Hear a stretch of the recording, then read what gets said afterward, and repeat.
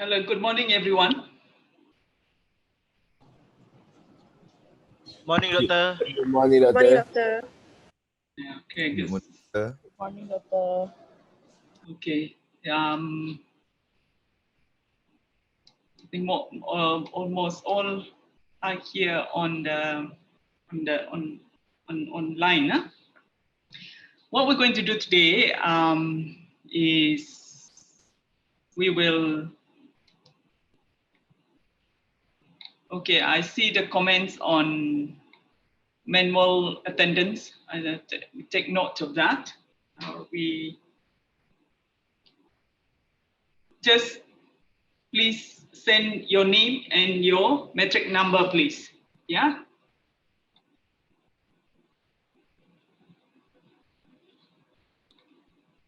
For those who are doing manual attendance, please send your name and your metric number. Right, very good morning. What we're going to do today, since we had a holiday last week, so I'm trying to adjust to the idea that we have 4 hours of lecture, one go. Normally in the past, it will be broken into 2 sessions, one session in the on Tuesday, another session on Thursday, but this time around it's 4 hours in a row. So what we'll do is we'll go through the lecture and then I'll give you about 10 minutes break, and then we come on again, then we have another break, so that about 10 minutes break, so that our lecture probably be maybe about 2 sections today. Is that okay? Is that clear, Munir? Yeah, okay. With that, today we're going to be touching 2 theories to cover from last week. Today we started with early thinkers last week. We started with Adam Smith and went to David Ricardo, and then we went to Milton Keynes. Basically to look at the idea, two ideas.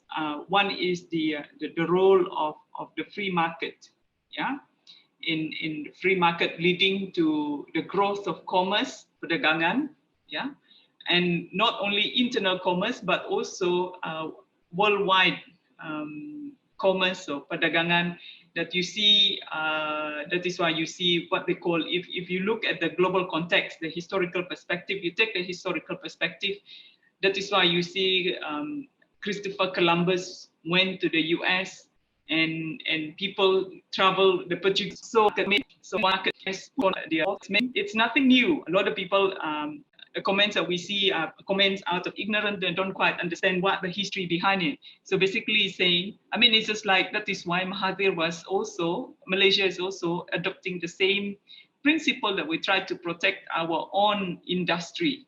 Yeah. How do we protect our own industries? Basically through what they call it, mercantilism policy, that we try to protect it. So that's basically what Adam Smith was saying. He was against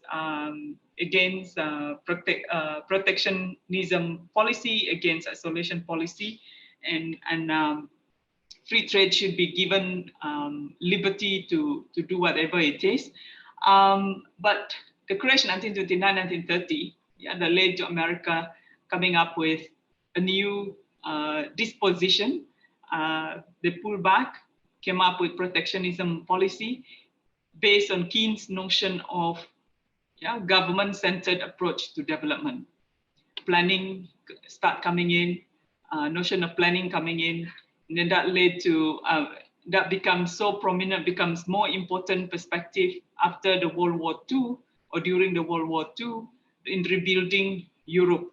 Yeah, so the role of the government in rebuilding nation, rebuilding other nation, other economic entities, and so on and so forth. And so that is the basis of what Adam Smith is saying. Yeah, the role, the argument, who has the bigger role, the given bigger roles, or should emergence of what we call the modernization theory.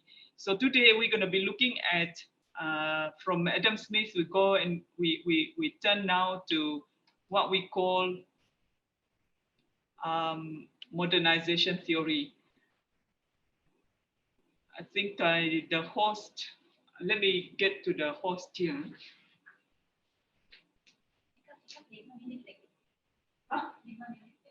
Stop sharing. Ask the team to get me to be able to share. Why 5 minit lagi? Because he disabled me.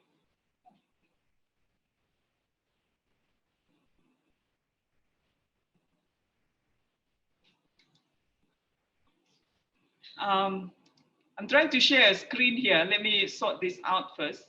The host need to disable me from sharing.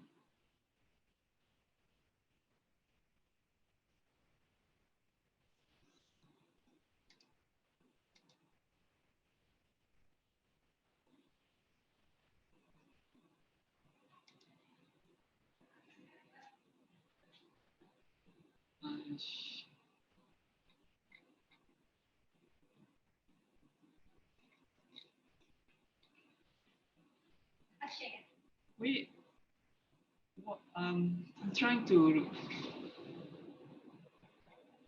Where is he?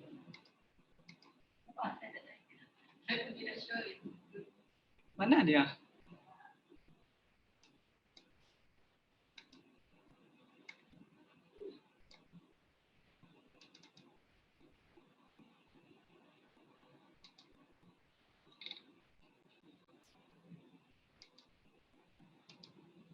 Yes, Doctor, we can see it. Yeah, right. We have, I think we, unfortunately, yesterday we had issue registering this Google thing. So it says the remaining meeting time will be about 5 minutes. So if the thing stops, we need to remasuk again. Huh? Right, so this lesson will explore the origins, development, and claims of several versions of modernization theories. Huh? So there are different versions of the modernization theory, Nadia. Now, last week we talked about the President Truman speech that talks about, okay, World War II happened, then he came and gave a speech on the 28th of January 1945 when he talked about the role of America in helping other countries that is struggling with poverty. And he said, it is not about giving money, but it is about sharing knowledge, yeah, know-how. And in this case is scientific and technological knowledge. Yeah, so that came out of his speech, right? So that became the drives modernization theory, the post-World War II deepening poverty in some countries, yeah, and also World War II. You are all anthropological students. I don't know whether how much you know world history.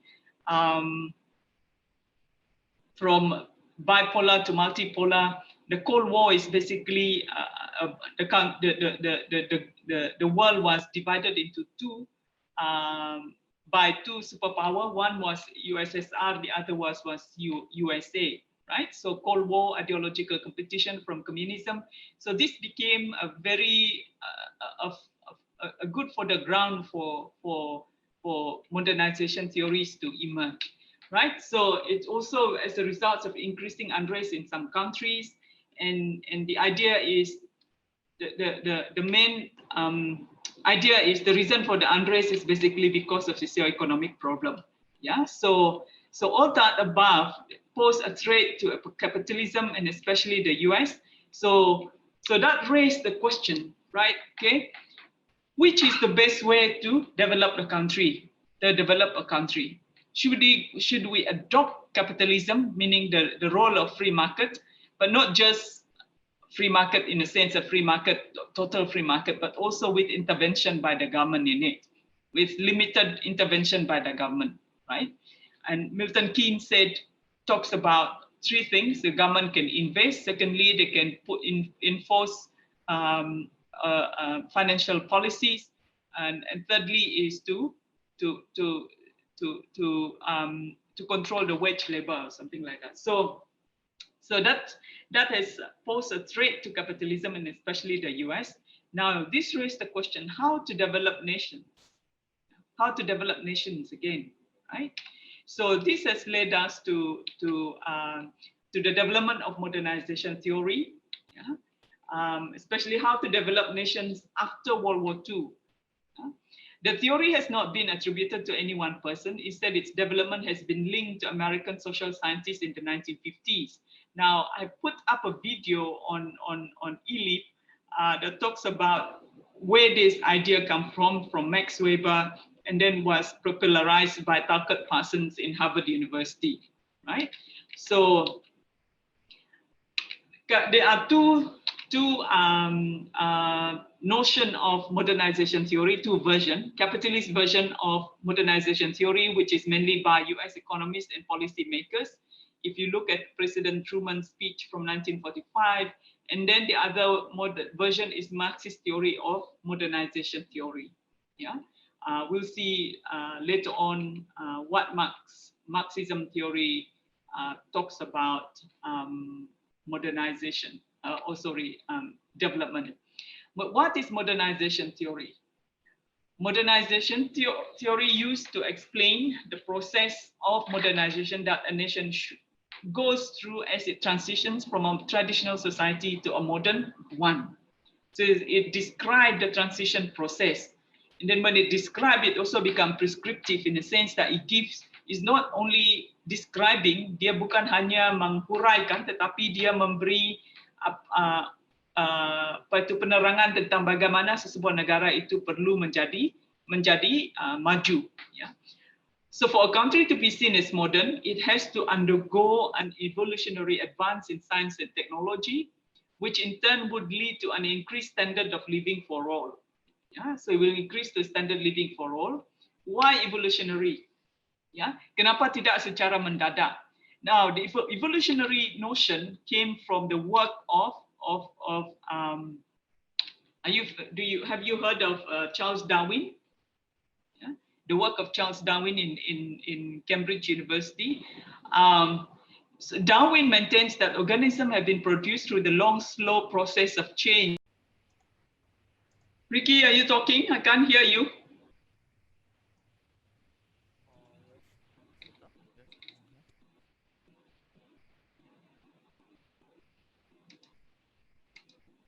Hello?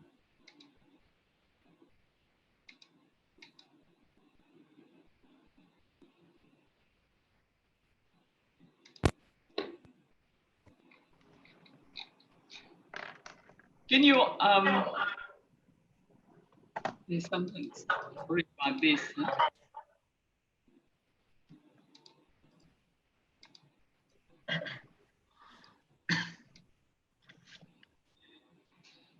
All right, is everyone in? Some are still coming in.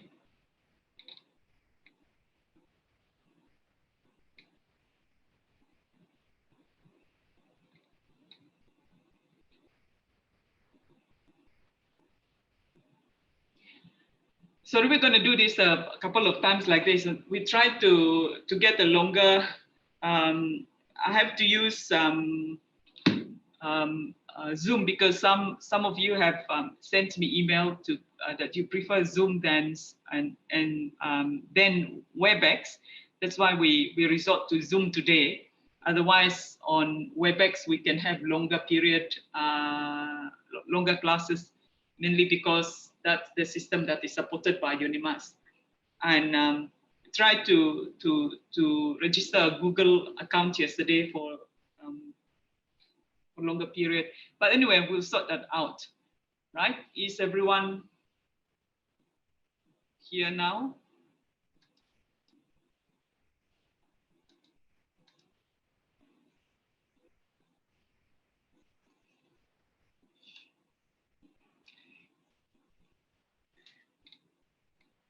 Right, so this is basically what Darwin talked about. So the whole idea about evolution and Darwin's notion of evolution is species in the natural world, they come into being through a very slow process of change. Now, this idea was translated into looking at societies as well. Yeah. So the idea is what is known as naturalism, that you apply principles in the nature, what's happening in the nature, and then use the same principle to study human being. Yeah. So the idea is societies being like organisms, humans are like other animals, acting purely on instinct. Yeah. So there's no difference there, according to this theory, there's no difference between human being and animal. Yeah. Sama dengan binatang-binatang mempunyai naluri, naluri semula jadi, misalnya naluri dia mau makan, it's hungry, dia mau minum, dia memerlukan shelter, and then it needs to, let's say, kencing, and all those things. So those are what they call it, naluri semula jadi. So for them, they say societies are also like that. We act purely on instinct, yeah, on naluri. So best ones adapt to the environment. If you cannot adapt to the environment, you become the losers. But if you can adapt, yeah, boleh mengadapt, adapt, meaning you are the winner, yeah. Kamu adalah pemenang. So that is why I said plants and animals that cannot adapt to change their surrounding, they will go extinct. It's the same thing with human being. If you don't know how to adapt to your situation, you become a loser.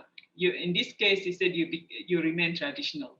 Yeah, right. So I don't know what this is. Opposing views. Yeah. Oh.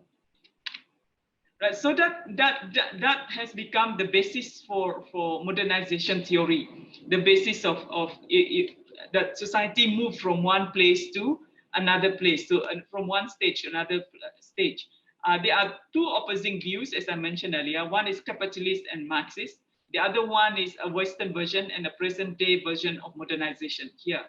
Yeah, so we'll be focusing on this, mainly on this, number two. Yeah.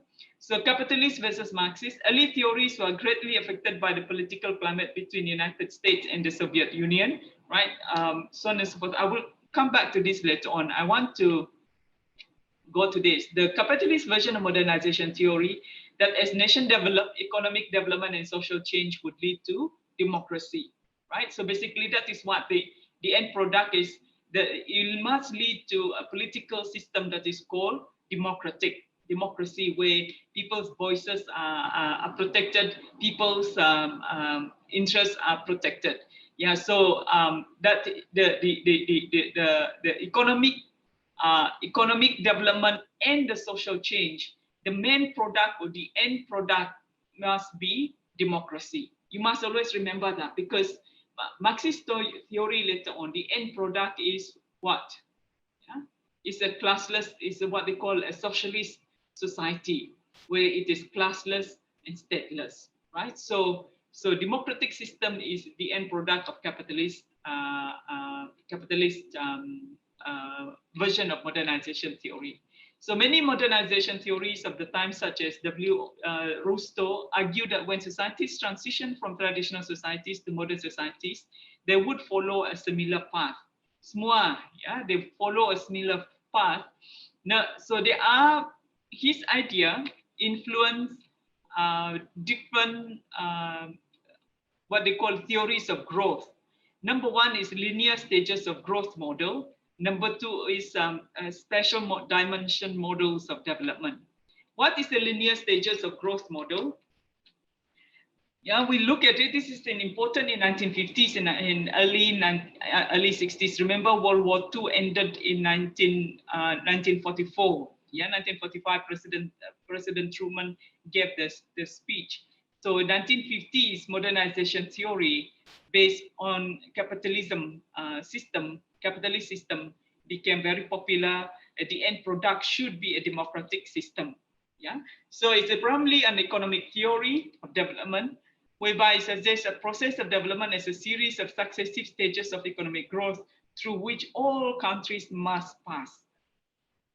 How does a country can sustain or promote its economic growth? Is through mixture of saving, investment and foreign aid are necessary to follow the economic growth path of the more developed nations. Yeah, so we'll see later on linear stages of growth. So key theories is the walk-through store. It talks about transition from underdevelopment to development through stages. Yeah, so it's a movement from agricultural societies with traditional cultural practices to a rational, industrial, and service-focused economy. Actually, when you look at Malaysia, walk-through stores idea became the basis for that has been adopted by our pemimpin sebagai dasar kepada pembangunan ataupun program pembangunan negara kita. Yeah, so it's moving the country from agricultural base to moving it towards industrial and service-focused economy. Development is defined in relation to modernity, meaning modernity is basically the form or the bentuk kehidupan yang diingini, but the system politic is democratic. Yeah. Yeah, so this is walk-through store, the stages of economic growth, a non-communist manifesto. Remember, this is the end of World War II, and the world is split into two. There was a bipolar system. One is capitalist system, free market under the US. The other one is communist system and socialist models of development under USSR. Yeah, so the stages of economic growth according to Rusto, yeah, economic growth and not development per se is the key. Yeah, you must remember, you must know the difference between these two. Economic growth and development, they are two different things. Yeah, perkembangan ekonomi dan pembangunan adalah dia mempunyai ikatan, tetapi konsep dia agak berbeza di antara satu dengan yang lain. Yeah, so pembangunan is you develop, you move from one stage to another. Whereas economic growth is about expansion of the growth. Yeah, right. So there is distinction between more developed and less developed. Ya, ada perbezaan di antara negara yang sudah membangun dan kurang membangun. So he talks about every country should go to become developed country. All countries must become developed, and there's only one way. Yeah. So stages of economic growth is route to more developed status, one path and one final destination. So that final destination, according to Rusto, is what we call the age of high consumption. So we consume services, we consume products. So we work in order to get money so that we can so that we can consume more services and consume more products. Yeah. So must take place in capitalist context, meaning dalam sistem yang menekankan pasaran bebas and not communist system. Communist system is basically centrally planned government. Yeah. So Rusto's theory of modernization development, transition from underdevelopment to development through stages. Ya, ini berlaku dalam mengikut tahap-tahap. Tahap yang pertama is the traditional society, dan the society will transition into the stage 2, which is the preconditions for take off into a self-sustaining growth, and then stage 3 is the take off. And then stage 4 is the drive to maturity. Stage 5 is the end of, or the age of mass consumption. So basically this is what he says. Rusto's stages of economic growth, bagi dia ini adalah jalan ataupun route mean, jalan utama untuk semua negara untuk mencapai tujuan, halal tujuan utama pembangunan ataupun perkembangan ekonomi. Dia bermula daripada traditional society, pre-take off, take off, drive to maturity, and high mass consumption. Now, for Rusto, so this is the driving. It says savings and investment in industry. Remember Keane said investment, yeah, real investment is the key to economic growth. Yeah, so he said all countries should go through this. We all begin from traditional society dan take off di sini dia membayangkan kapal terbang. Kalau kapal terbang ingin terbang, it must have all the precondition, yeah, all the preconditions for take off. it must have oil, it must have a lapangan terbang, it must have a pilot, it must have it must have all the requirement for an aeroplane to take off.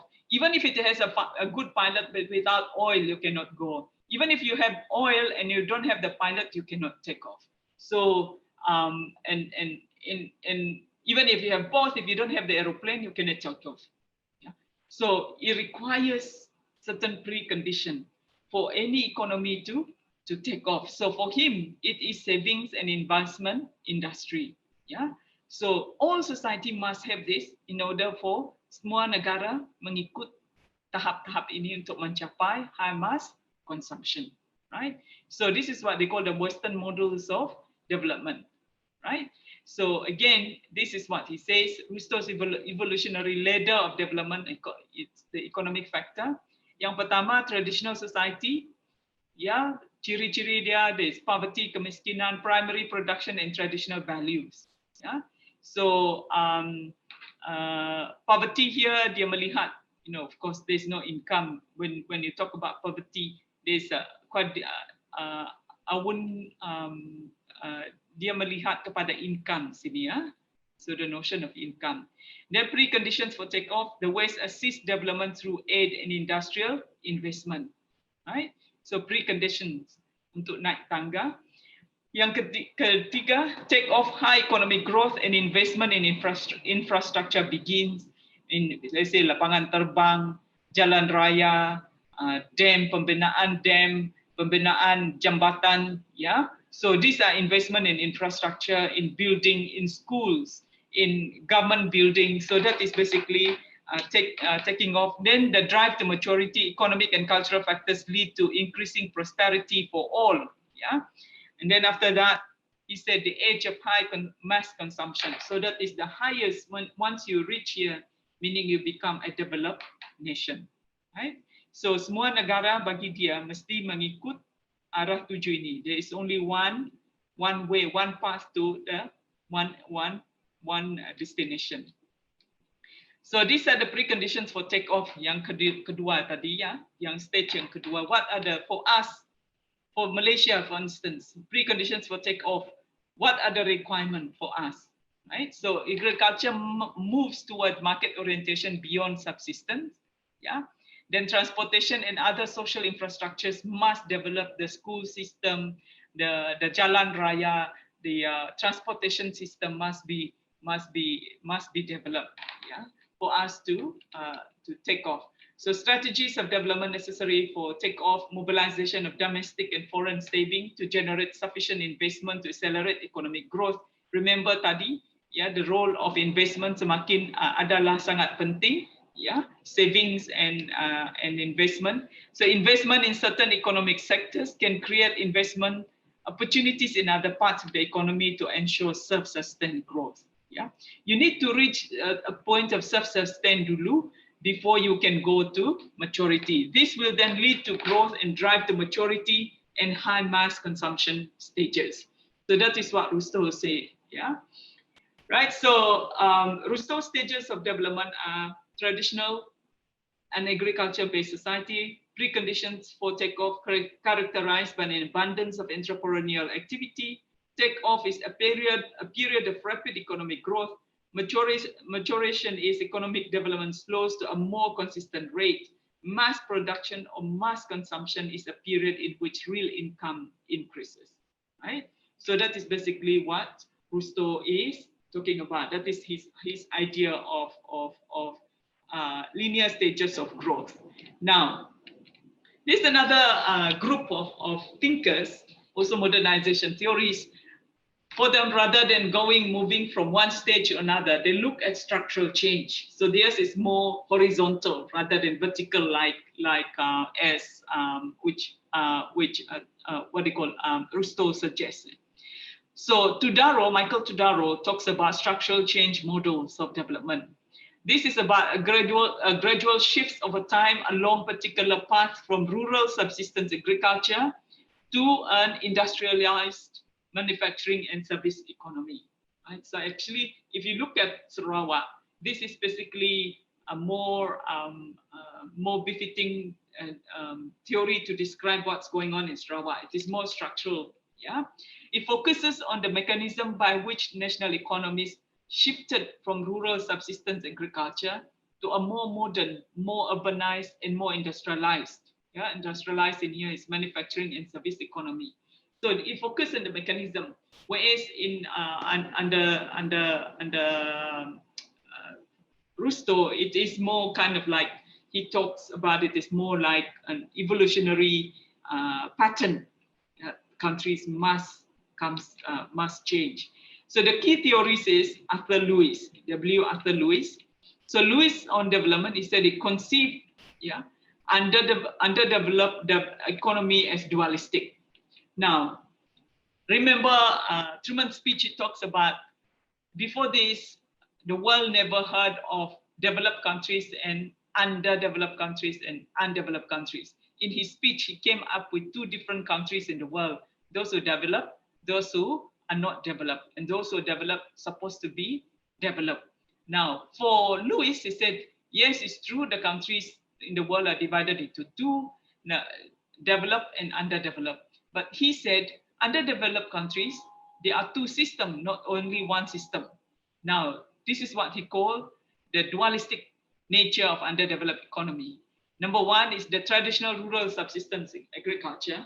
Now, this is, I want to draw our attention to Sarawak about this, so that you can see the relevance of theory on reality in the ground.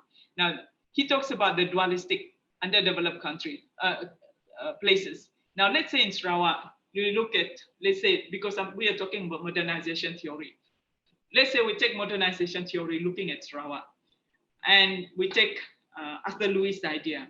So Arthur Lewis will be saying, okay, in Sarawak, it's in the underdeveloped state, mainly because 60 or 70, almost 60% of the economy is basically rural based. Now, he said, but you cannot just say it is urban versus rural economy. He said, because if you go to the rural areas, there are two types of economic system going on, right? So you cannot just say that the whole rural area in Sarawak is traditional. He said, because in the rural areas in Sarawak, yes, there are traditional rural subsistence agriculture, like penanaman shifting cultivation, like many other those who are planting rice or other crops just for subsistence, hanya untuk dimakankan, digunakan oleh keluarga, yeah. But actually, he said, besides subsistence agriculture, in rural Sarawak, you can see modern sector of agriculture. That is commercial agriculture. You see plantations in urban industrial sector. You see kelapa sawit ditanam and all those things. Huh? So that is the modern sector. It is modern, but located in rural areas. Now, for him, he said development takes place due to few things. One is labor transfer from traditional to capitalist modern sector. So development can be happening in Sarawak. If, let's say, ya, jika dulu pekerja ataupun the golongan pekerja ataupun those in rural areas, they have been planting things for subsistence, hanya untuk digunakan oleh keluarga sendiri, subsistence economy.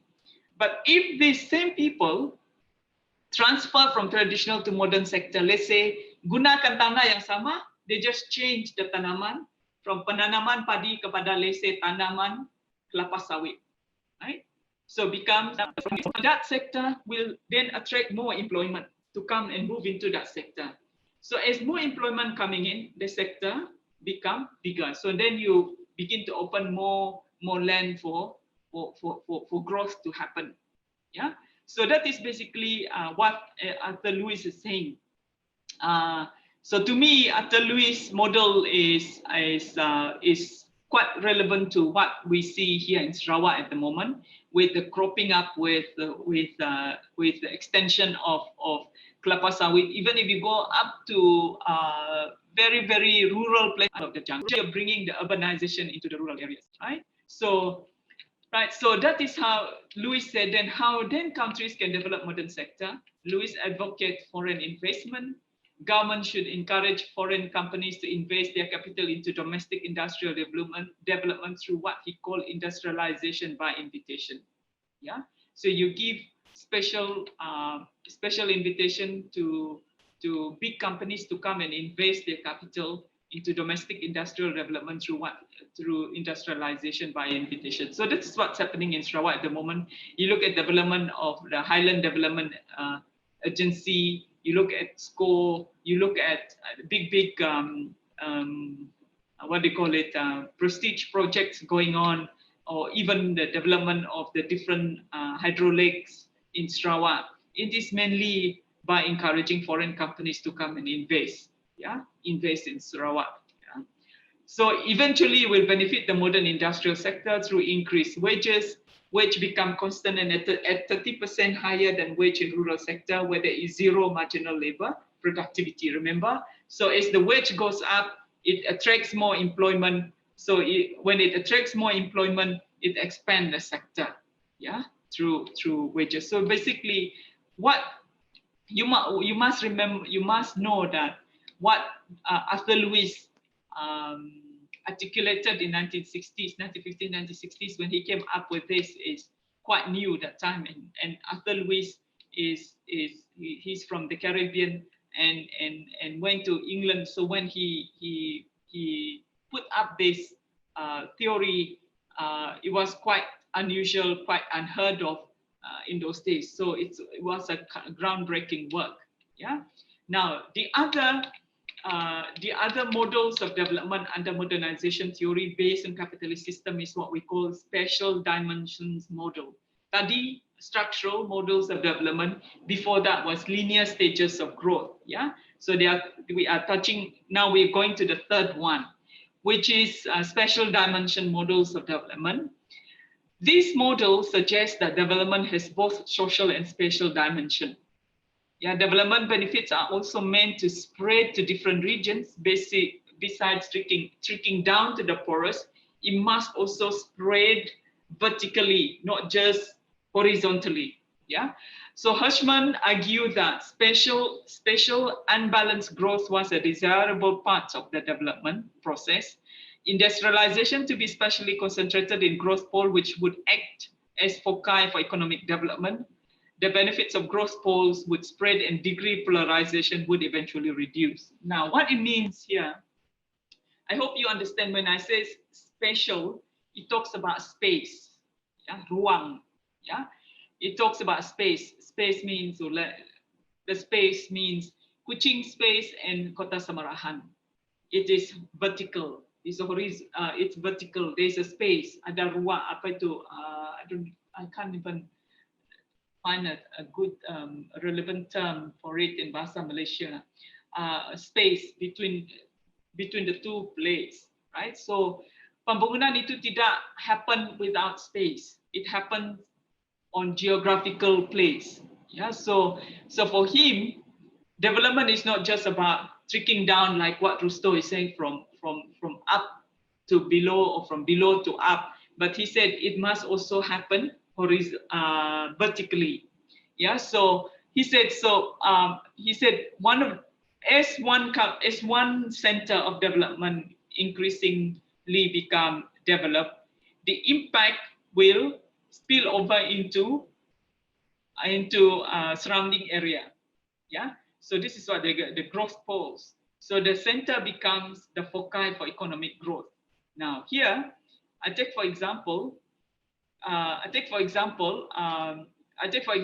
Kuching. Kuching is the foci for economic growth. Yeah. Then kesan dia adalah as Kuching grow from an administrative state for Sarawak, it grows different industries in Sarawak. You have tourism industry coming in, you have fishing industry coming in, you have other industries coming in Sarawak. So as it grows because of the perkembangan ekonomi, diversification of economy, so kesan dia mempunyai kesan kepada ruang di sekitar. Misalnya Kota Samarahan is one of those ruang. Syrian is another ruang. Matang is another ruang. Petrajaya is another ruang. Yeah. So these other ruang, yeah, other spaces around Kuching becomes developed. So it becomes the foci. Kuching becomes the foci. Becomes the foci for the economic development. Now, if you want to understand this, look at Dubai, look at Abu Dhabi. I visited these two cities last year for some awards that we have received for our project. And this is basically how they develop the area using growth poles. They use Dubai and Abu Dhabi becomes the foci for economic development for the other space in the area, right? So that is what we call, that is Hirschman's idea. Is so unbalanced growth is important for development process because it allow the spread of development to spaces around.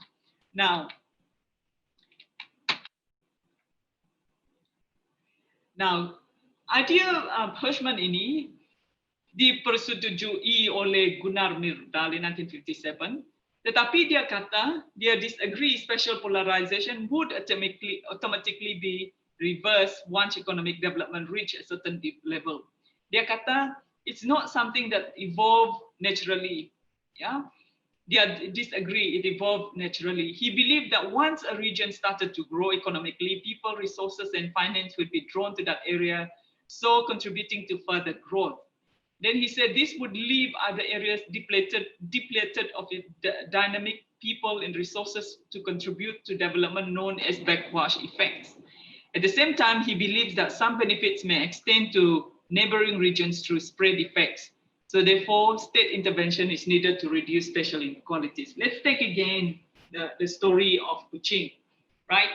So from Hirschman, he said, development of Kuching will develop the surrounding area. Now Gunnar Myrdal said, no, development of Kuching can be devastating for Kota Samarahan, for Sirian, for Petrajaya. He said, you know why?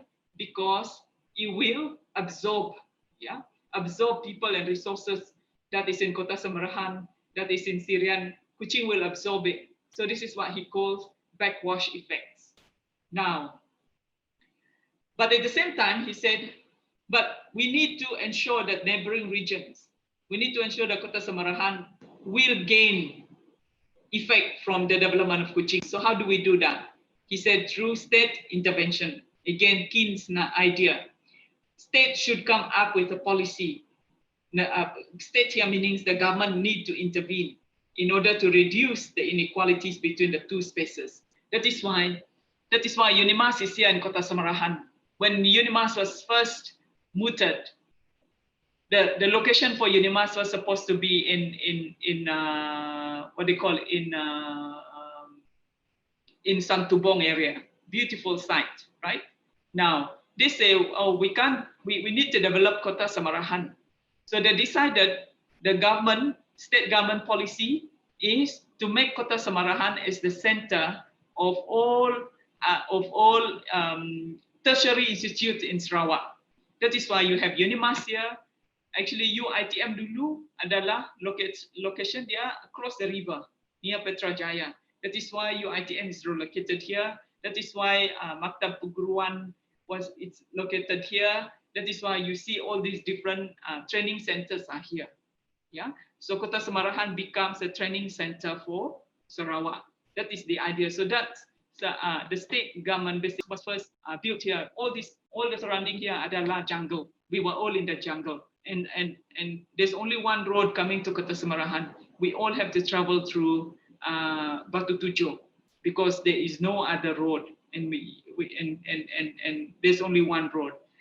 There was no restaurant to eat from. We used to just go to all these little cafes along the road to eat.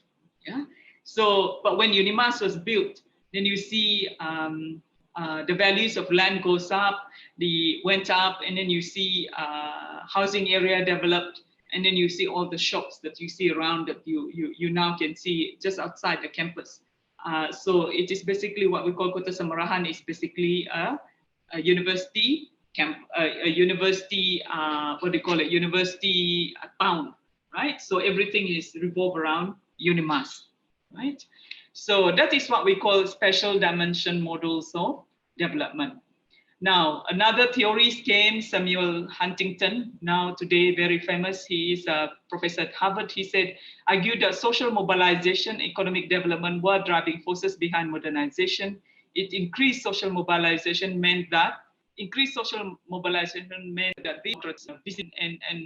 he talks about because social mobilization and economic development and the capabilities of the newly modern society has changed. This has led to what he called the clash of civilization.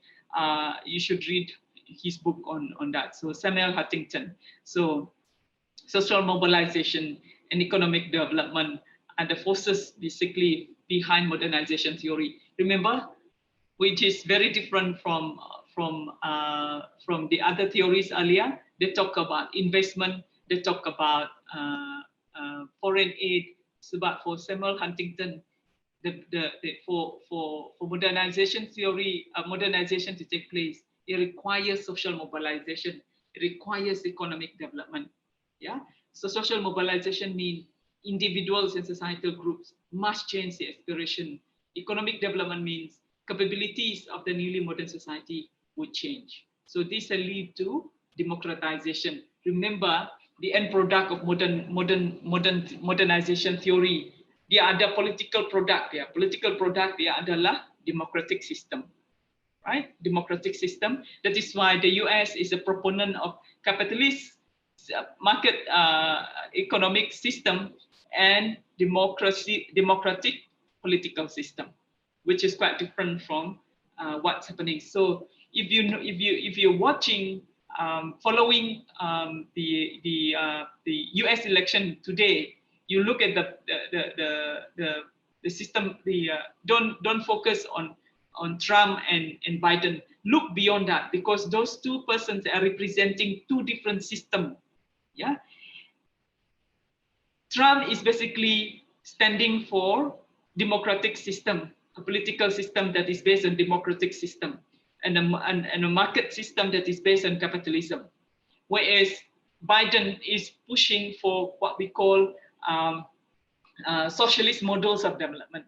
Yeah, socialist models of development and more heavy-handed government system. Yeah, centrally planned, just like what's happening in China, what's happening in Cuba, what's happening in other more, what they call it, socialist models of system. So that is what's going on at the moment. That's the fight between these two systems in America at the moment. So when you see Trump tweeting his thought, tweeting his ideas, expressing it, which some people consider is very unprecedented.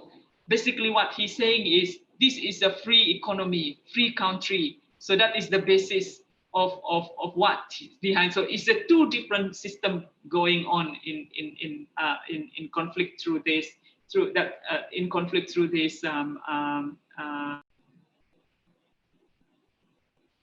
you hear me? Yes, doctor, we can hear you. All right, great, thank you. Now I want to summarize theory modernization, and after that we can have a short break. You can go for your coffee before we move on to the other theory, that is Marxism later on. So this is a summary of theory modernization. Emerged from Truman's speech immediately after he was elected as the president of the US in 1945. So it's the emergence of modernization theory and on how to attain development. So the emphasis is on the use of technological knowledge to assist poorer parts of the world, increase production, improve economic development and living conditions. How to do that is by sharing of technical know-how as starting points of development planning.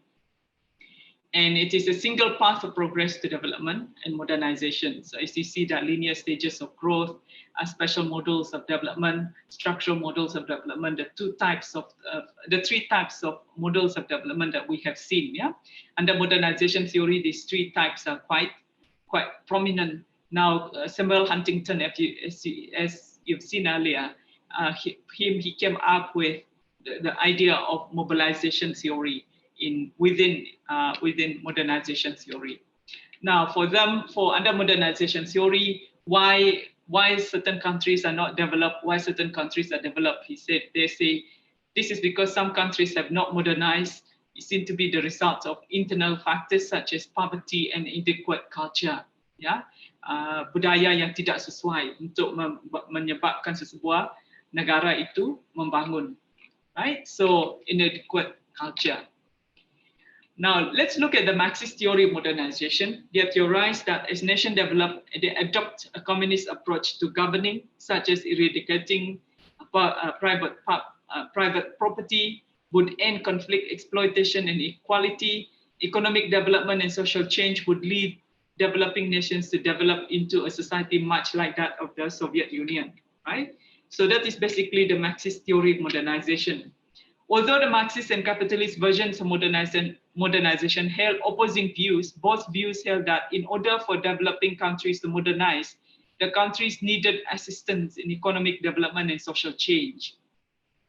Now, communism was deteriorating by the 1970s and democratization had failed to occur in many nations struggling to develop. Many critics declared that the Marxist and capitalist versions of modernization were void, right? So Marxists, they believe growth should happen, development should happen, we need to end exploitation and so on and so forth, but the end product is centrally planned. Yeah, like what's happening in what Putin is doing in Russia, and also like what President Xi is doing in China. More kind of we'll see that later on what does centrally planned government means. Now, what are the policy responses to modernization theory? Remember, I told you theory are not just theory. Theory inform policy, and policy inform practice. Yeah. So that is why in this course, you see, we talk about theory, we talk about approaches to development, and then we also talk about issues of development, right? Now, what are the policy responses to modernization theory? The first one is international aid from north to south, which is popular 1950s, like what Truman was talking about, what Truman did in Europe through the Marshall Plan, revive Europe, which was toned down by the war. So this is what we call international aid. It's popular 1950s and 1960s. It is become an important means to improve agricultural efficiency through technology. This is a big, why international aid? This is because poorer countries lag behind in development and lack capacity for investment and economic growth. So they argue for large transfers of money, technology, and expertise to fill the gaps and help the economic development process. Remember Truman's speech in 1945. Yeah? So it's a transfer of resource from one government to another directly or through a multilateral agency or NGO to governments or groups in poorer countries. So basically, there are rich countries, there are poorer countries. So we need, how do we get the poorer countries to develop? It is through large transfers of money and technology and expert. Yeah, so basically transfer of resources. So here is the aid include grants and loans, technical advice, transfer of resources like food, equipment, and debt cancellation. Aids were used for many purposes, for industrial development, large-scale infrastructure projects such as road building and dam construction. So this is what we call top-down development approach. The government, it's government-driven, and it is basically government to government. Aid is provided. Malaysia, for instance, when 1957 adalah independence of Tanah Melayu pada masa itu, so they receive a lot of aids from outside Tanah Melayu to develop it. Mind you, actually pada masa itu, remember Uganda, Ghana, dan Malaysia mendapatkan Tanah Melayu mendapat kemerdekaan yang pada tahun yang sama daripada British. Pada masa itu Uganda lebih maju daripada Malaysia sehingga Uganda memberi aids kepada Malaysia, ya, untuk membangun ke negara kita. Ya, so So it's a top-down development approach. So government to government. Now, but it's a shift in 1970s, ya, tentang peranan aid ini, because there is a questioning of the role of the state yang telah disarankan oleh Keynes tadi, Keynesian approaches, modernization theory, which is based on government intervention at national level and multilateral agencies, foreign assistance or aid. Ini telah ada questioning tentang peranan kerajaan yang semakin membesar. Yeah, so the questioning of the effectiveness of the government, too much protocol, too much red tape, and so on and so forth. So that led to what they call neoliberalism, return to the market. Yeah, going back to Adam Smith's invisible hand of the market. So this has led to what they call neoliberalism, that argue that the widespread involvement of the state in economic activities was leading to inefficiency. Ya, kerajaan semakin tidak inefficient, slower rates of economic growth than would be achieved if the market were left to its own devices. For neoliberals, the route to greater economic growth and greater well-being for all was through reducing state intervention, letting the market set prices and wages. So this is what Toy called term as counter-revolution. So central argument is under development, poor resource, kenapa under development berlaku adalah, ya, internally is because poor resource allocation due to incorrect pricing policies, too much state intervention by overly active developing or less developed nation government, ya. State intervention slows the pace of economic growth. Terlalu banyak intervention by kerajaan, ya. So what is the argument? They say argue to stimulate economic efficiency and economic growth by permitting competitive free markets to flourish, welcome investors from developed countries, privatize state-owned enterprises, promote free trade and export expansion, eliminate excessive government regulations and price distortion in factors like land, technology, and labor, and product and financial markets. Now, if you want to know who did this for Malaysia, who adopted neoliberalism to get Malaysia to move further, was when Mahathir became the prime minister, the first prime minister.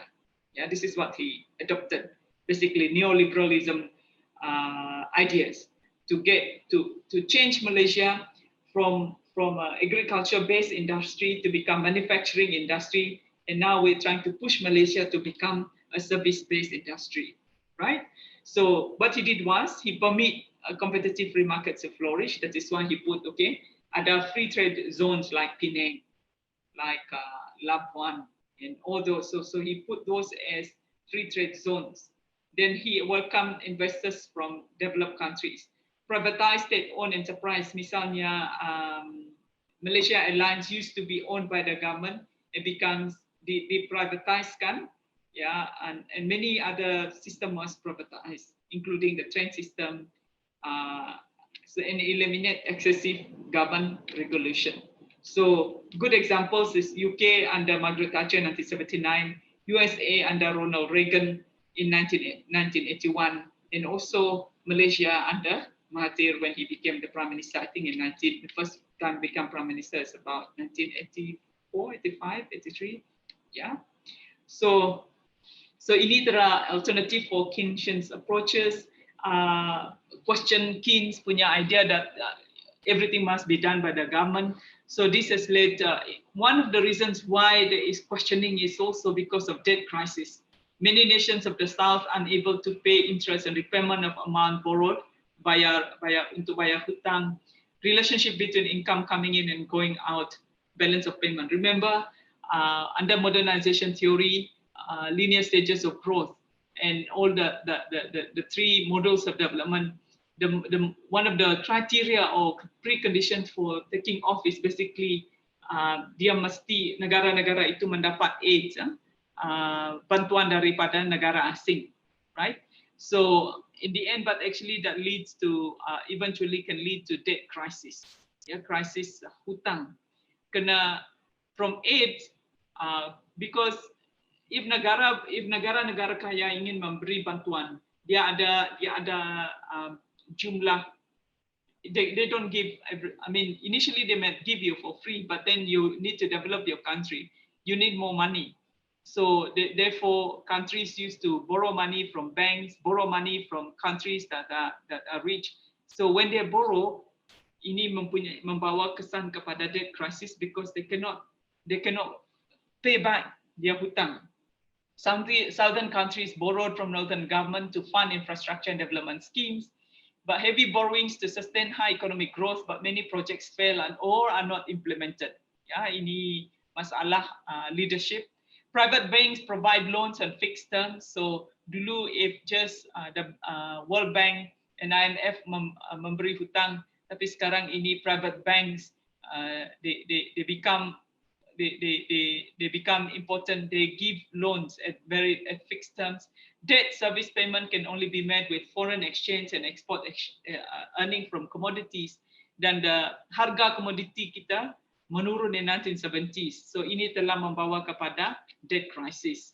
Dan salah satu lagi yang membawa kepada krisis hutang itu adalah the price of oil in 1979, sama juga in 2007.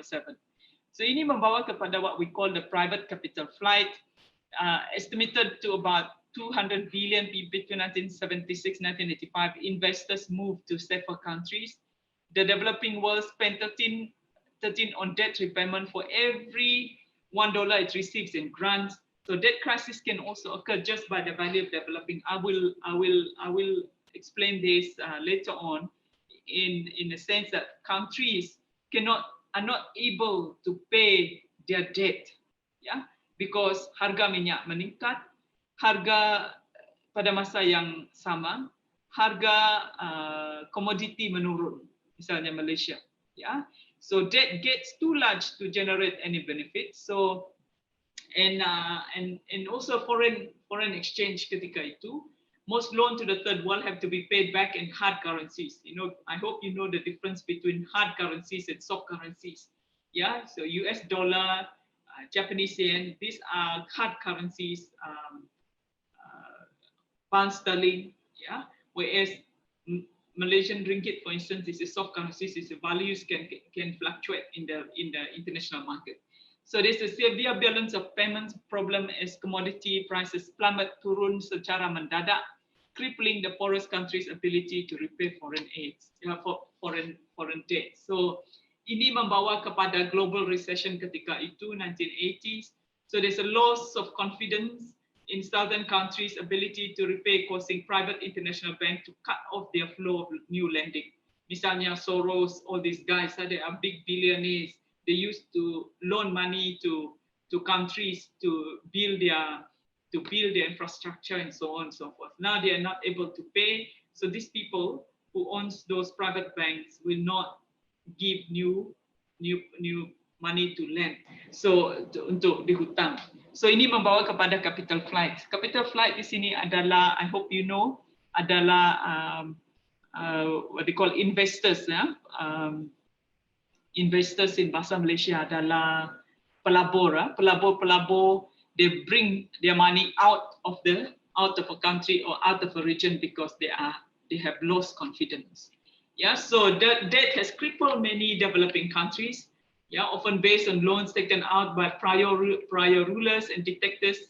Yeah, so millions face poorer and poorer living standards as precious resources are diverted to debt repayment. Now, I want you to read this. Ini menunjukkan, ya, ini adalah komen daripada Presiden Nigeria ketika itu. Ini menunjukkan betapa critical or severe the problem of debt crisis is. He said, he's talking about Nigeria. All that we had borrowed up to 1985 and 1986 was around 5 billion. Yeah, they borrow from private bank, and we have paid about 16 billion. Yet we are still being told that we owe about 28 billion. That 28 billion came about because of the injustice in the foreign creditors' interest rate. If you ask me what is the worst things in the world, I will say it is compound interest. Now they borrow 5 billion and then they paid already 16 billion to pay for the interest of 5 billion, and they were told again that they have to pay another 28 billion. So 28 billion times plus 16 billion, that's about 42 billion just to pay for 5 billion, right? So to pay for the what they call the interest rate on the 5 billion they had borrowed. So that is how it is with private companies. Yeah. Now, during the 1970s and early 90s, national government found themselves increasingly unable to pay the interest on the debt they had accrued through borrowing both from commercial banks and multilateral organizations. So ini membawa kepada what we call structural adjustment programs, most well-known aspect of neoliberal development theory in practice. Again, so this is basically structural adjustment programs were used by national governments in return for continuing financial support from IMF. Now, these countries, they have problem with paying their debt. Now, to pay their debt, they need to support from IMF dengan World Bank. World Bank and IMF come and membantu, but you need to align your philosophy, yeah, kepada market ideologies. So it encompasses government-led policies to reduce the role of the state, reduce the role peranan kerajaan, and let the market come in so that market can have some say in the running of the national economy. Yeah, so SAP include dua categories of policies. Yang pertama, stabilization measure, and secondly, it comes up with adjustment measure. Yeah. Then after that, stabilization measure, stopping increased government stage. Let me explain this to you. When a country faces any economic crisis, and especially in this case, beban what they call hutang yang terlalu tinggi. So when they want money from IMF from World Bank to membantu, they have to change what they call the structure of the economy. This is what we call structural adjustment program. When it is done, there are two things that they have to do, two types of policy. They are related, but they happen in two stages. One is stabilization measure. You are stopping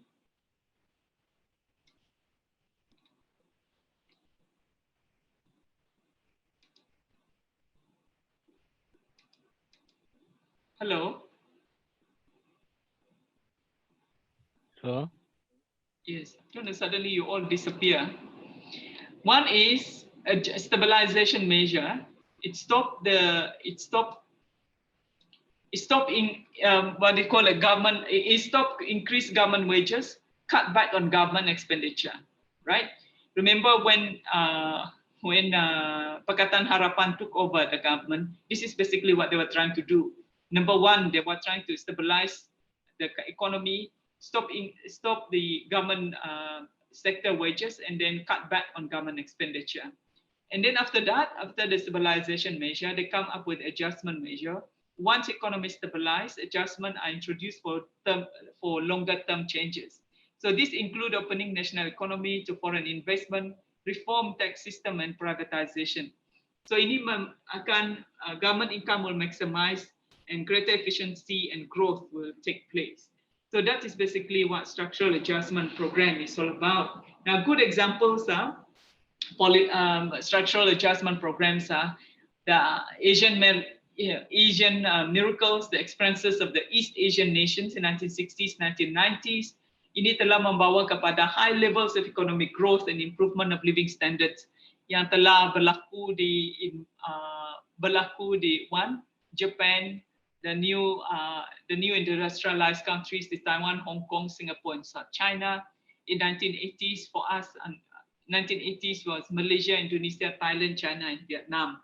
Malaysia, this happened in 1980s for us when Mahathir became the Prime Minister, right?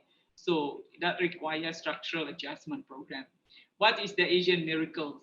This is both social and economic development associated with the neoliberal tenets, opening up economy to foreign investment, limited role of government, investment in human capital, namely education. Yeah, economic development could be explained by the use of improved technology, accumulation of capital, utilization of human resources more effectively for economic development. East Asian model used as a blueprint for economic development. Yeah, so apa yang telah berlaku di East Asia telah digunakan sebagai satu blueprint for economic development in other parts of the world. Ya, digunakan oleh World Bank dan juga IMF. Now, of course, some people say it is not true that there is Asian miracles, kena ada Asian crisis in 1997, 1998. So so they say the Asian miracle doesn't really wasn't really a success. Ini oleh kerana the collapse in 1997, Asian crisis is the collapse of so it's three. If you read, I don't know, I think most of you belum lahir ketika itu, or maybe you are still a few years old. For me, I was doing my master's in the US during that time, 1997, 1990, when the crisis took place, and the kesan kepada harga ataupun kepada ringgit ketika itu sangat, so $1 was like 6 Malaysian ringgit. Yeah. So because the devaluation of baht bermula dengan Thai currency, yeah. So 1996, foreign investors lost confidence because of decline of export growth and large account deficit. So capital flight from regions. So this is when Mahathir has issue with George Soros ketika itu. George Soros pump in money into Thailand dan take it out, yeah, capital flight. So ini telah membawa what they call spread of economic flu throughout Southeast Asia. So ini membawa kepada Asian crisis. They say it's a blow to World Bank and other institutions. Crisis on the East Asian model for successful development. But for IMF and World Bank, it is because of state intervention. Yeah, so IMF rescue packages throughout the region. So these are basically what happened in 1996. What the reason why I bring this up is basically I want you to see that theories are not theories. Theories inform policies, and policies inform approaches. And the approach that you use that to carry out development, it has implication. Yeah, dia mempunyai serious implication on our livelihood. Yeah, so for instance here, unemployment increase and cost living arose, no results on social and economic inequality. So some people say structural adjustment program, inequality masih ada ataupun wujud. Again, these are some of the ongoing debate up to hari ini. Now, I want to end with some criticism on modernization theory. Some suggest this is very ethnocentric. It devalues traditional values and social institutions seperti extended families. It ignores increasing inequality within and between countries. It is not a neutral theory as it suggests. It promotes Western capitalist value, right? So that is basically what they say. It becomes the criticism towards modernization theory. People begin to be very skeptical. Even after today, people are being skeptical and say, this capitalist system, this modernization theory is rooted in Western values and so on and so forth. This becomes so critical, and I'm thinking, I said, look, okay, it's good to be critical, but are you willing to are you willing to stop your children from going to school or not? Yeah, are you going to stop your children from going to work or not? So these are some of the criticism, which are good, but you need to be also to think through it. So they say it assumes unlimited natural resources for industrial expansion, ignores ecological issues. Yes, the earlier version of modernization theory, it looks at alam sekitar, alam semula jadi sebagai tempat untuk expansion of human capacity. Now, they say there is no one single way to advancement, and historical context is also important. Kita perlu mengambil konteks sejarah untuk melihat ataupun melihat kembali kesan kepada modernization theory. The cultures of developing countries, misalnya the importance of the family, may be a response to economic insecurity and low levels of material well-being, not the cause of it.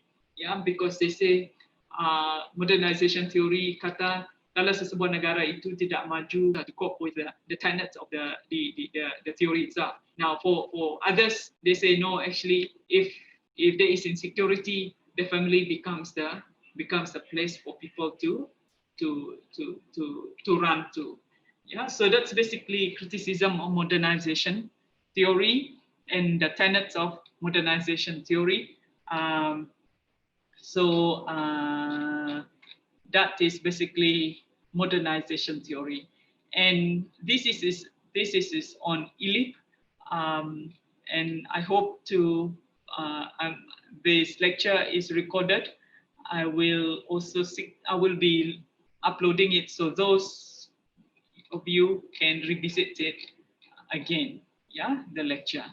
Now, any question?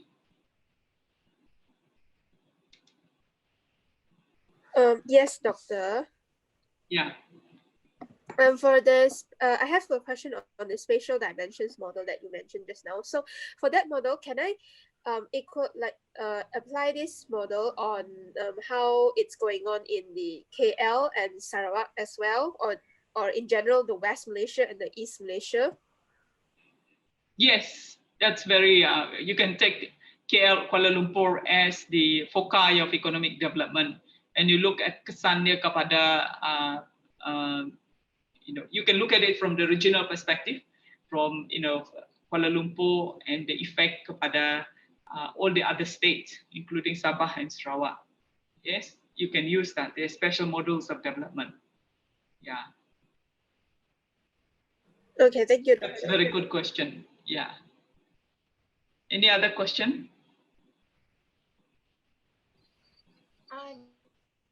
Doctor, mine too. Good morning, doctor. Pardon? Can you increase your voice, this one? My name is Jaya Maheshwari. Yeah, Jaya. I need attendance too, doctor. I didn't scan just now. Yeah. Never Jaya, mind. You Jaya just Maheshwari. put it. Thank you so Your much, manual doctor. attendance. Just send it through chat. Yeah. Your name and your matriculation number. Right. Any other question? Kalau tidak, okay, Muhammad Rizwan, we noted your name and also your matric number. Any others? Doctor. Yes.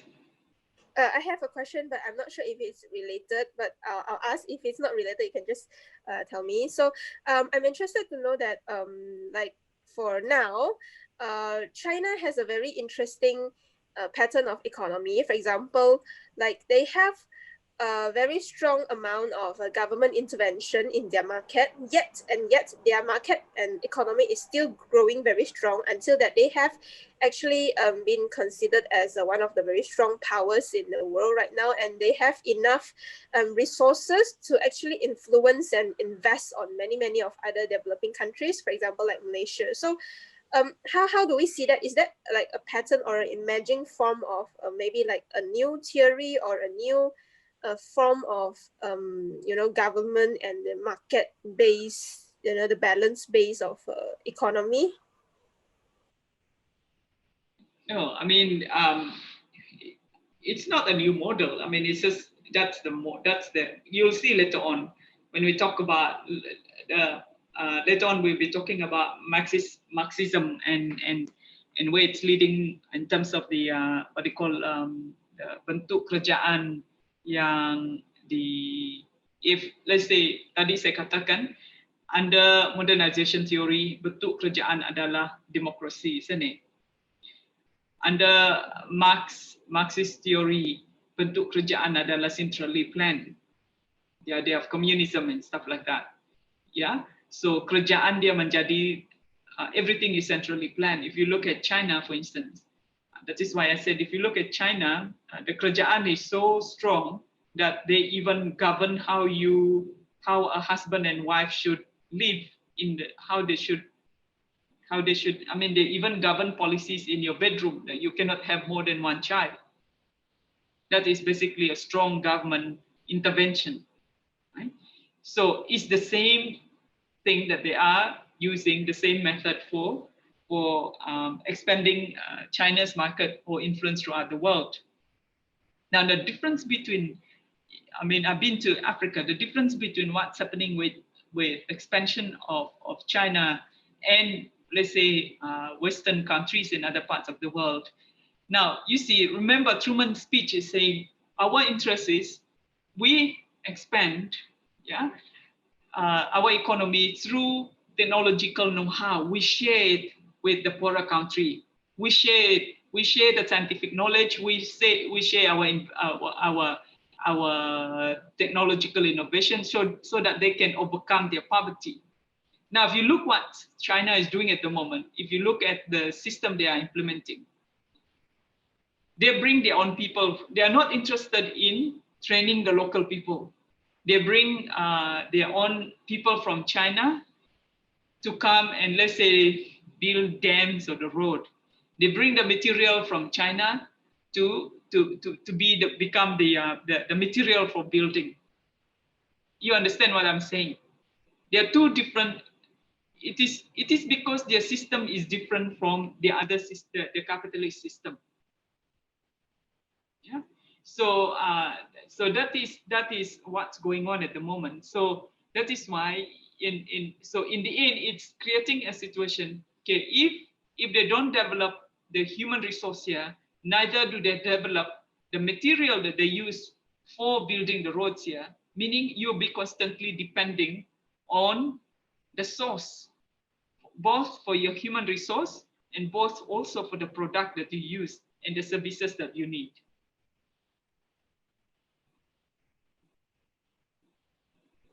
Okay, I get it. Thank you, Doctor.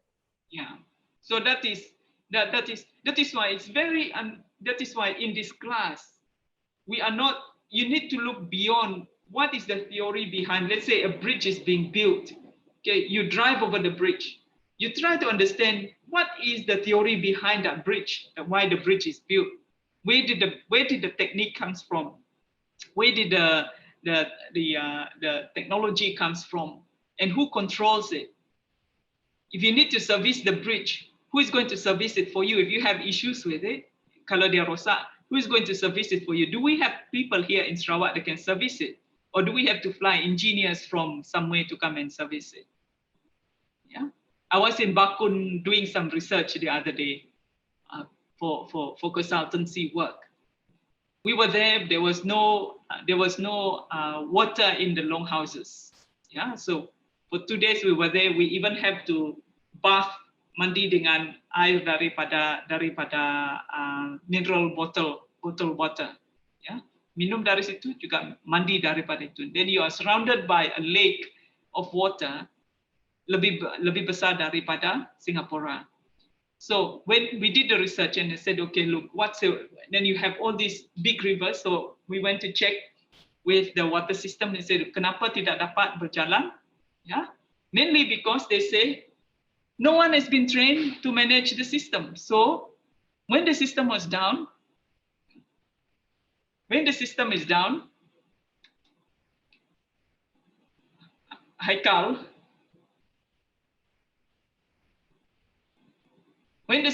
down, ini telah menyebabkan nobody was trained to manage the system. I said, so how are you going to manage it?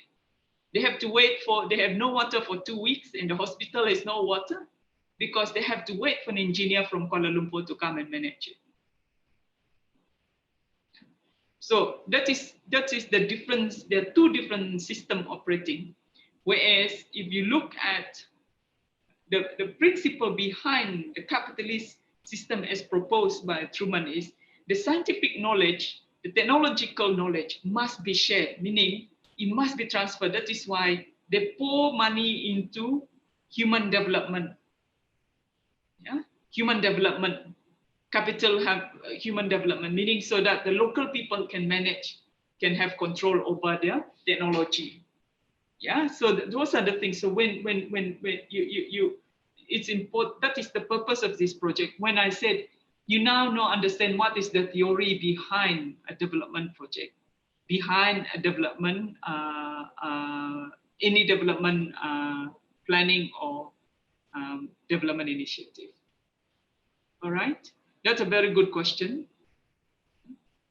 So I hope that helps you to understand what's going on, to look at what's going on in the world today, but you look at it from, kalau ada pembinaan, let's say hydro dam, apa yang berlaku, you must understand who are the companies involved.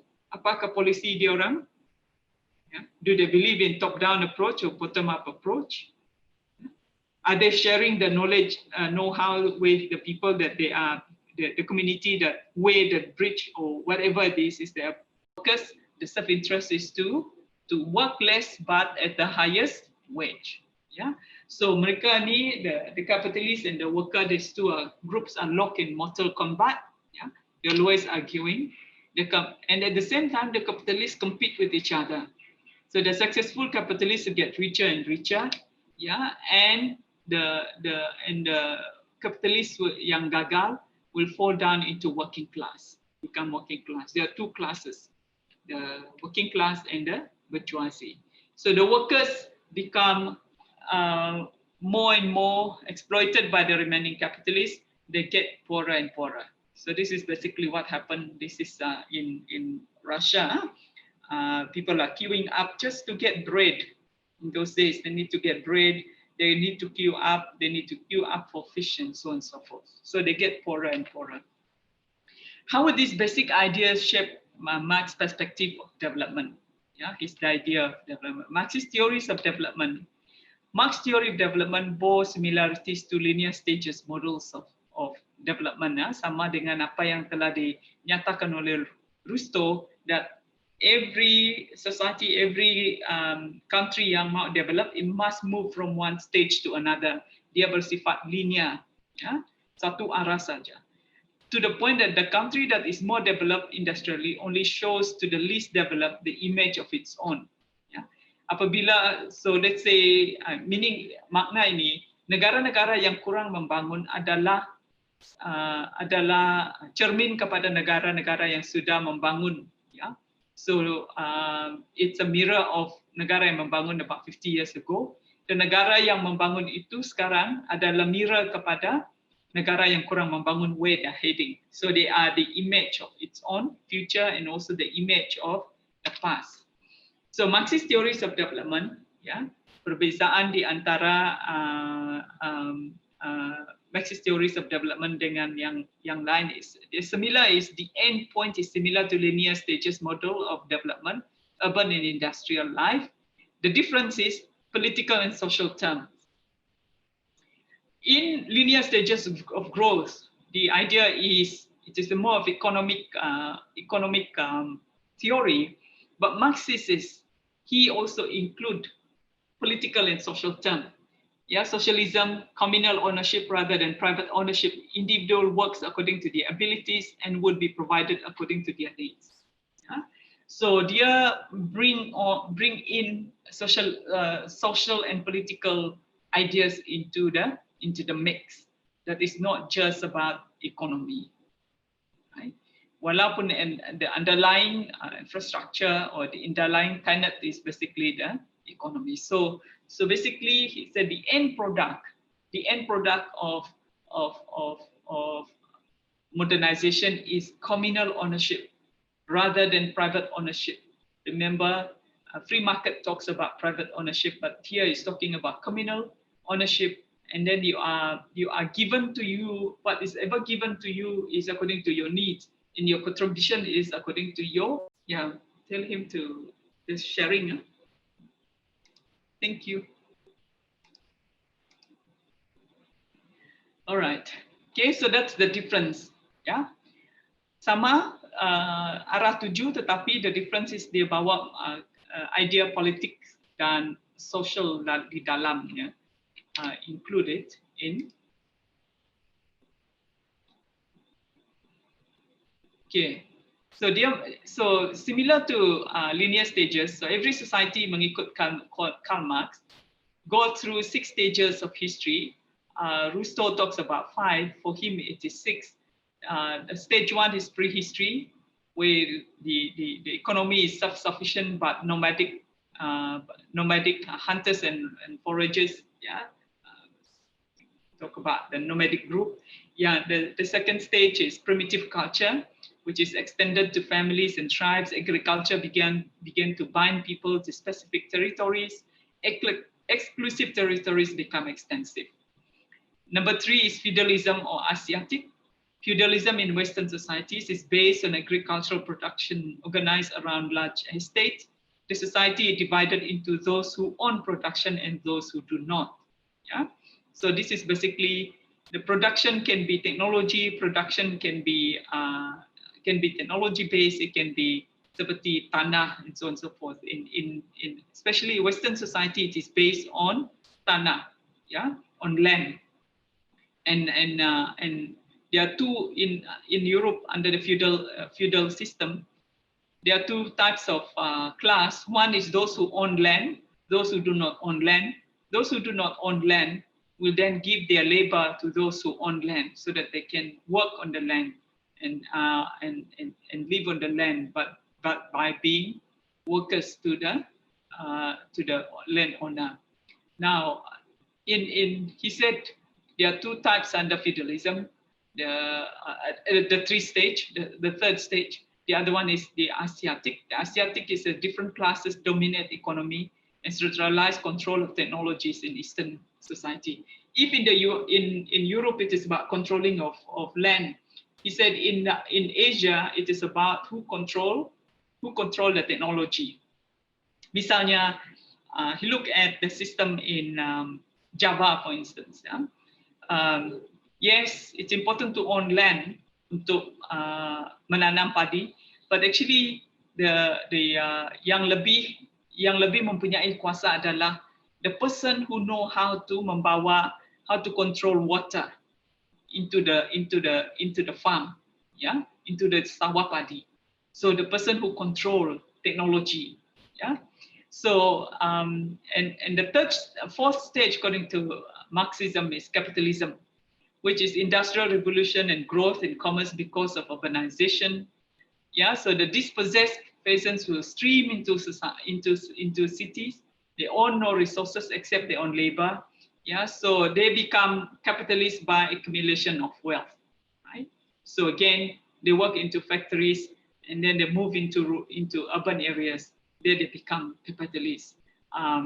So that leads to what they call the capitalism stage. From capitalism stage, ini membawa kepada dictatorship of the proletariat, mana all basic industries and productive resources would be nationalized, which means that revolutionary government would seize them from capitalists and hold them in trust for the workers or proletariat.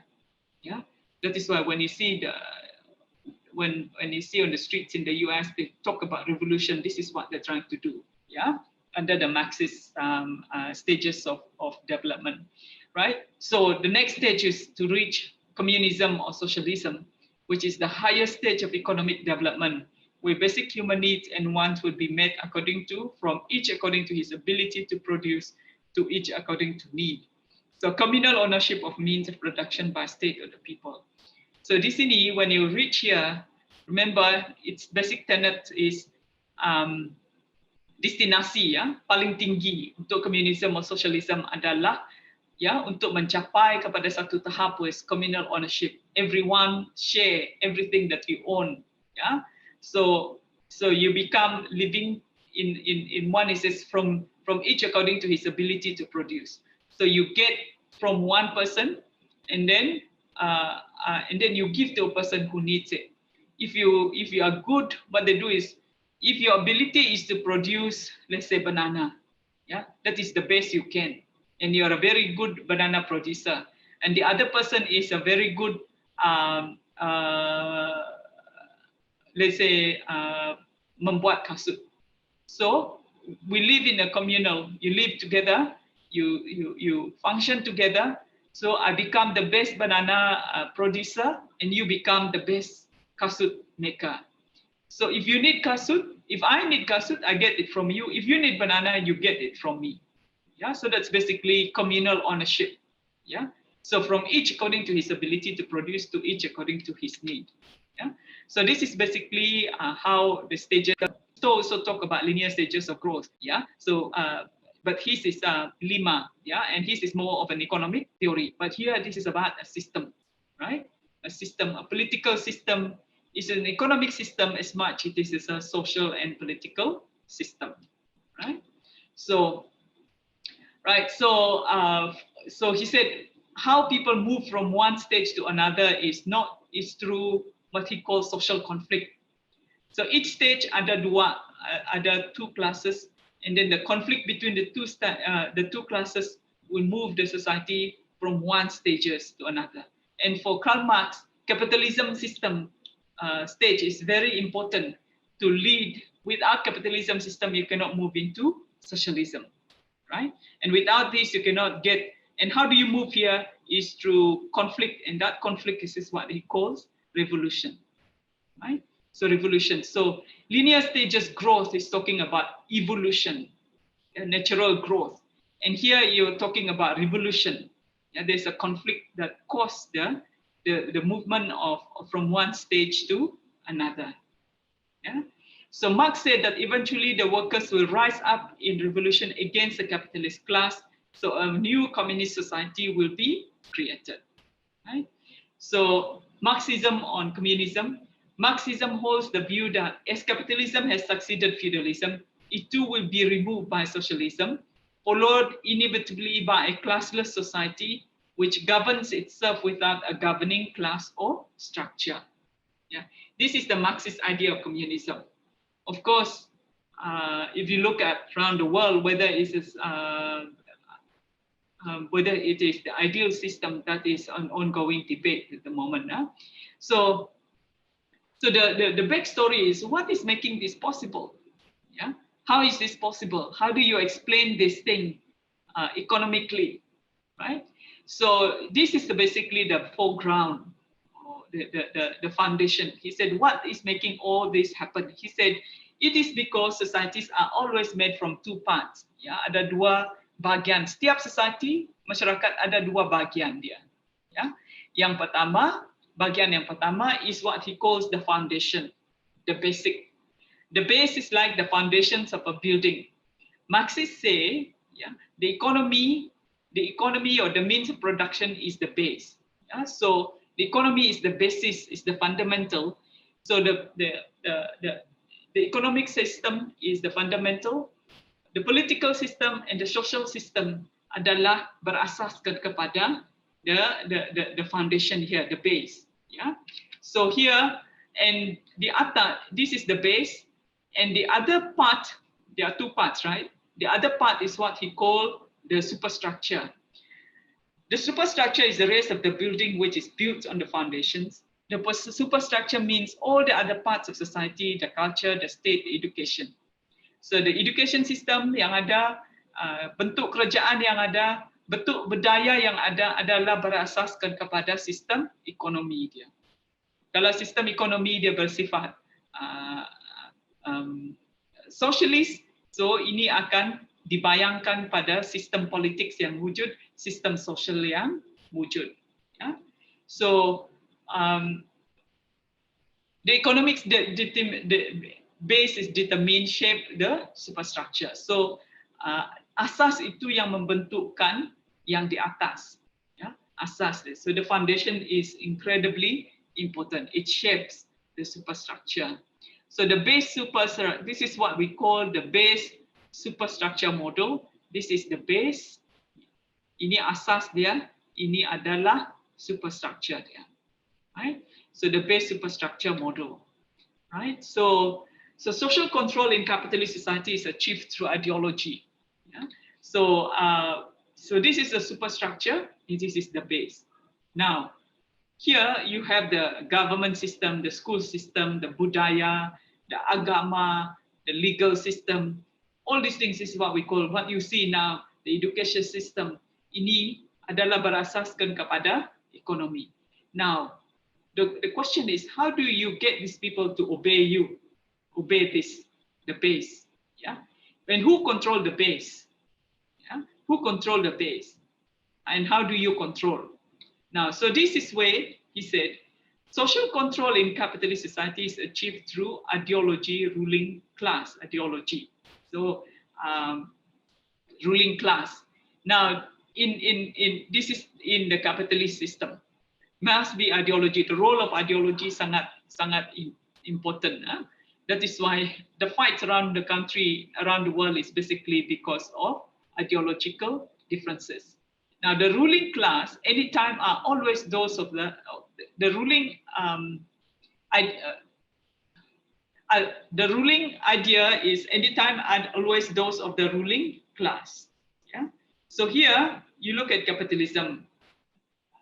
This is the boy, another capitalism. This is, they say he basically trying to tell is trying to eat the food that he's eating.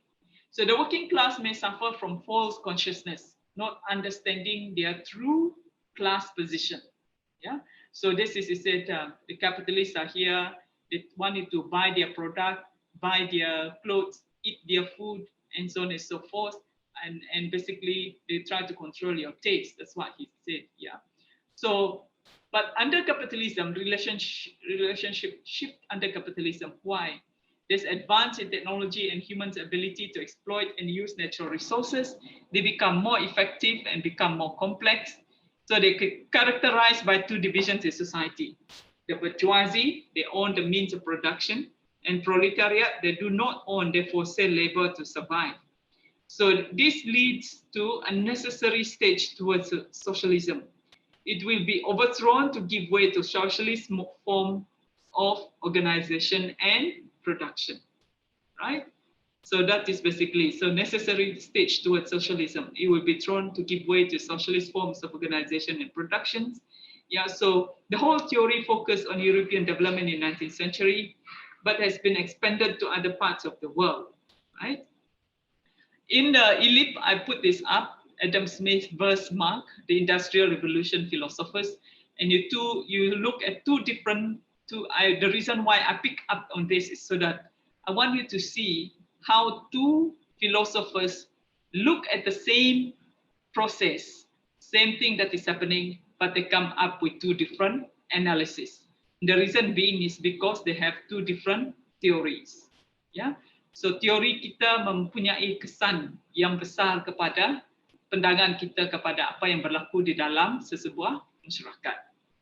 Now, socialism yang menjadi destinasi kepada Marxist idea of development is a political and economic theory of social organization which advocates that the means of production, means of production, remember, the means of production is the foundation, is the foundation. The means of production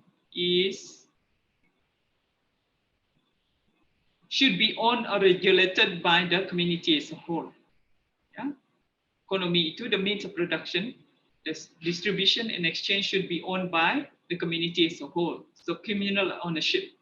It's an opposition to the unrestricted workings of the economic market. So as an objection to capitalism, socialists complain that capitalism necessarily leads to unfair and exploitative concentrations of wealth and power in the hands of the relative few who emerge victorious from free market competition, people who then use their wealth and power to reinforce their dominance in society. Yeah, that's what Britannica defines socialism. So these are some of the basic concepts. One is the production for use as opposed to production for profit. Under capitalism, it is about production for profit. Everyone wants to, you produce in order to profit, and you use profit to create more profit. Production for use is you produce in order to use, and you use in order to produce more. Yeah, so use value and exchange value. Profit is for exchange value, as production for use is use value, right? So ini membawa kepada what they call political system. Communism is approach, namely communism. It is an approach which tries to achieve both classlessness and statelessness in the society by taking away from the wealthy and distributing it to all, from each according to his ability to each according to his needs. So here is the economic system, here is the political system. So you attain this classlessness and statelessness through revolution, that you take everything and then you make it communally owned by distributing it to all. So the social organization in communism is such that all property is held in common by the community or the state, by the government. There is no such thing as private property in true communism. Everything belongs to the state and the people are the state, are the government. So these are some of the examples. Yeah, we want to, again, to look at some of the models. Number one, we look at what happened in China under Mao Zedong from 1949 to 1976. Here, you see, every worker was given employment and allocated houses by the government. So when he came up with the revolution, it happens in rural China, which is quite different from what Karl Marx thought. Karl Marx thought the class consciousness happened in urban areas among factory workers. But here, Mao Zedong dropped Karl Marx's idea and bring it to China, but then again, but diverted from Marx in the sense that he bring it to rural area. Yeah, so so to the rural area where people, he created what they call communal in those days, commune, agricultural commune all over China. So people were resettled to live in communal. So people were granted permission to enter university, so change job. This is why China is associated with communism up to today. Nowadays, only Cuba and North Korea fit the description of communist countries. In Cuba case, about 80% of businesses are owned by the government and 20% by the private sector. Right, so these are some of, now this is what we call socialist approach of development. We want to look at socialist approaches to development. For some theories, the only means of development is breaking away from the capitalist-led path of development. So they come up with the notion of alternative route to modernity, but similar concept. Ya, walaupun konsep dia sama, tetapi jalan ke arah itu adalah berbeza. Building on Marxist interpretations of the workings of society, capitalism divided into two classes: those who own means of production and those who do not. Those yang control the economic system and those who do not control it. Whereas the socialist system, the means of production are owned by the government. Profit no longer driving force, but needs of population are prioritized. Now government has the right to prioritize your need. Apa yang kamu perlu, apa yang kamu dapat, it is not based on your want, it is not based on your needs, but it is determined by the government. That is why it is what we call a centrally planned. So it's experimented in variety of ways in different countries, in Soviet blocs, countries of USSR, states of economic, social, and government, central political lives, and